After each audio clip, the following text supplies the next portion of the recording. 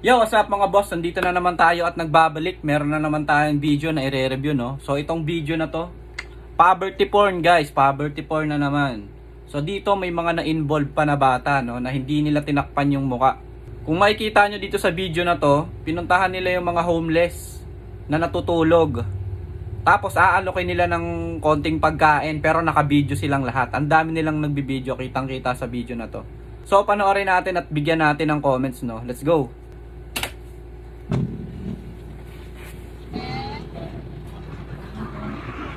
Magandang gabi po.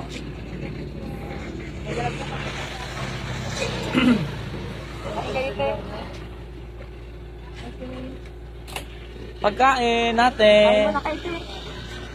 Pagkain. Ayun po, kawawa yung baby. Oh, nasa ano nakatulog sa ano. Ayan nga yung baby, oh. Kawawa yung baby. Yun, kain na nga natin. Pagkain kayo. Kain ka, Ben. Kain ka. Kain Kain kayo. ka muna. Ito yung baby, oh. Ate, ikaw yung nanay ng baby? Ilang taon na po kayo? Oh, 23? Ilan na po? Camera. Ilang taon po yung pangalan niyo? 17 lang po kayo na walang magkaanak. Ilang buwan na po si Daisy? Dito mo siya pinanganak ng kalsada po. Kaalaman po, sabi ng anak. Nasa dito, may bahay dito. Ba't ngayon, bakit nandito tayo? Kalsada, wala na kayong bahay. Grabe no, halatang ayaw na nga nila magpa-istorbo eh. Natutulog na yung mga tao, pati yung baby. 'Di ba? Tulog na yung mga bata, tsaka yung baby, yung magulang tulog na rin silang lahat.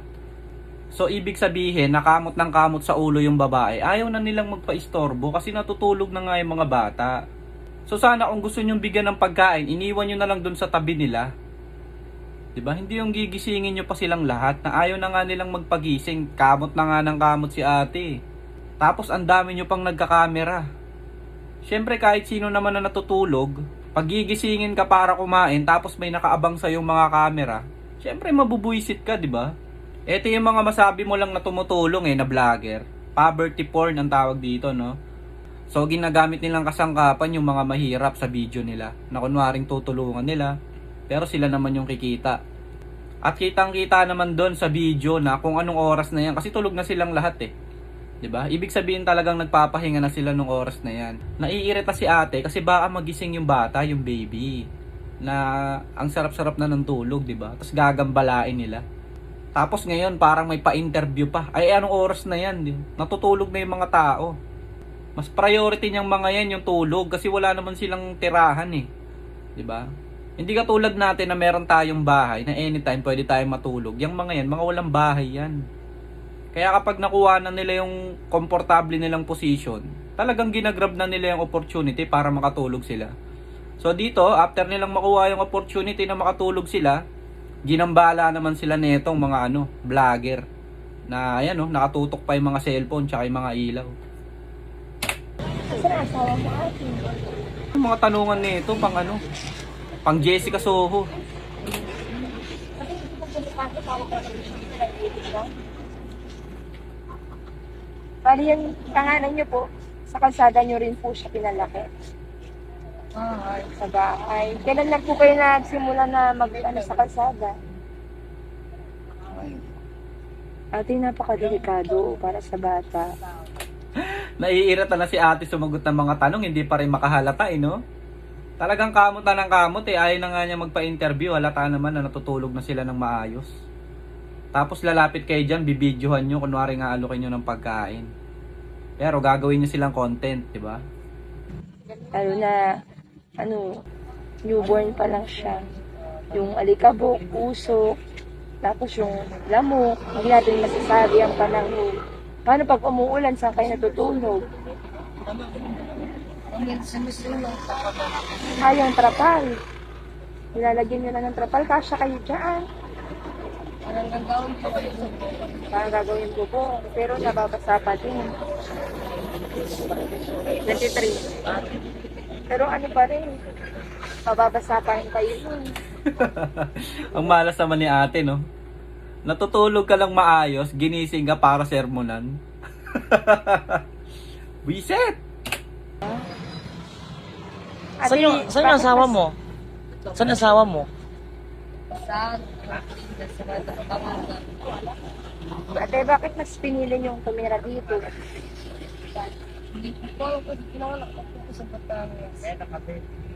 Alis kayo papuntang Batangas, di ba? Diba, sabi ni ate, pupunta kayong Batangas.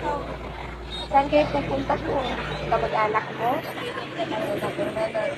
Wala ka ng mga magulang. Mga kapatid. Mga asawa na. Ang dami mong tanong. Jollibee spaghetti lang binigay mo, ang dami mong tanong. Kala mo talaga binigyan mo na ng 1 milyon. Ate, alam mo, siguro po kung may trabaho naman yung asawa niyo po, pwede kayong mangupahan.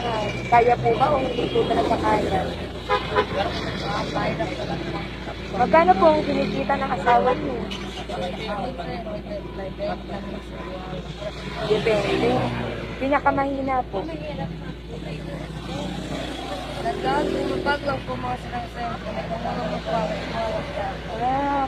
Parang pag may nakuha silang cellphone, saka lang magkakaroon ng pera. Pag wala, wala talaga. Kumain na ba kayo ngayon? Kain ka, wait. Kasi nag-breastfeed ka ba? Kailangan lagi kang busog. Saka yung hamog ko. 23. Anong pangalan mo, ate? Maganda si Ate Angelica, mga kababayan, no? Masaya naman kayo dito.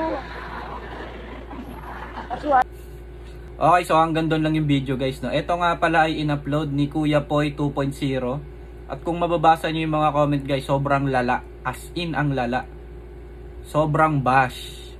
At karapat dapat tong i-mass report, no? Yung mga gantong uri ng vlogger. Kasi unang-una, hindi nila tinakpan yung mga mukha ng bata, no? At pangalawa, hindi rin nila nagustuhan na gisingin mo sila. Kumbaga kasarapan na ng pamamahinga nila di ba? Sa buong araw siguro hindi naman sila nakakatulog ng maayos, talagang gabi lang. So ito na ang pinakamasaklap na content, pinakamasagwang content, no? Etong poverty porn na kunwaring tutulong tayo sa mga nangangailangan. Pero alam naman natin yung kikitain ng video natin ay limpak-limpak. At sa mga aspiring vlogger dyan, wag nyong tutularan tong tao na to guys. Wag na wag nyong gagawin yung ganito, masama to. Okay? Kung gusto nyong tumulong, patayin nyo yung camera nyo. Hindi nyo kailangang i-post yung mga pagmumukha ng mga bata, yung mga pagmumukha ng mga tinutulungan nyo. Kung gusto nyong tumulong kayo ng bukal sa puso. Hindi yung may inaantay kayong kapalit na para sa views, di ba? Magkakapera kayo. So sa ganun, hindi tulong ang tawag doon. Kasi meron kang inaasam na kapalit na mag-gain ka sa views, kikita ka sa views. So hindi tulong yun. Ang tawag doon, poverty porn. Ginagamit mo yung kahinaan ng mga mahihirap na kunwaring tutulong ka pero ikaw ang matutulungan, di ba? So mga tol, yun nga pala ang video natin ngayon. Ano bang masasabi nyo? Pa-like, comment, and share naman ako ng video na to para supportan na rin sa akin at maghahanap pa tayo ng mga gantong content at bibigyan natin ng leksyon. So yun lang, maraming salamat sa panonood. Peace.